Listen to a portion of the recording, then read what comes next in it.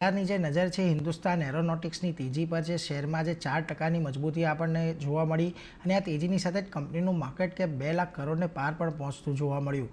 વધુ માહિતી લઈએ સહયોગી આરતી મહેતા પાસેથી। આરતી, જણાવો કે વધુ શું વિગત છે આ બાબતે? जी, खास કરીને HALની વાત કરીએ તો એક શરૂઆતથી જ આ સ્ટોક જે છે તે આજે ફોકસમાં રહેતો દેખાવ છે, માર્કેટના રડાર પર પણ રહેતો દેખાવ છે। કંપનીનું માર્કેટ કેપ 2 લાખ કરોડને પાર પહોંચતું દેખાવ છે અને 36મી સૌથી મોટી કંપની હવે આપણને હિન્દુસ્તાન એરોનોટિક્સ બનતી દેખાઈ રહી છે।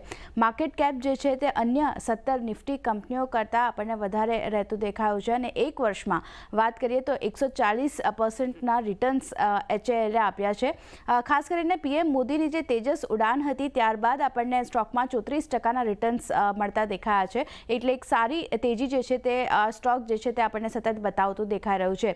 કઈ કંપનીઓ કરતાં માર્કેટ કેપ વધારે છે તેના પર નજર કરી લઈએ તો તમારી સ્ક્રીન પર ઘણી બધી કંપનીઓની લિસ્ટ આવશે, જેમ કે Divi's lab, Eicher motors, Tata consumer, Cipla, BPCL, આ બધી કંપનીઓ જે છે તેના કરતાં માર્કેટ કેપ જે છે હિન્દુસ્તાન એરોનોટિક્સનું તે આપણને વધતું જોવા મળતું દેખાયું છે। તો કહી શકાય કે જે રીતે માર્કેટ કેપ આપણે જોઈ રહ્યા છે, જે રીતે રિટર્ન્સની વાત કરીએ 140%ના રિટર્ન્સ આપણને એક વર્ષમાં આવતા દેખાયા છે અને 36મી સૌથી મોટી કંપની HAL બનતી દેખાઈ રહી છે। તો ફોકસ આ સ્ટોક પર રાખવાનું રહેશે અને આજના દિવસે વાત કરીએ સારી એવી ખરીદારી સ્ટોક પર બતાવી રહ્યું છે।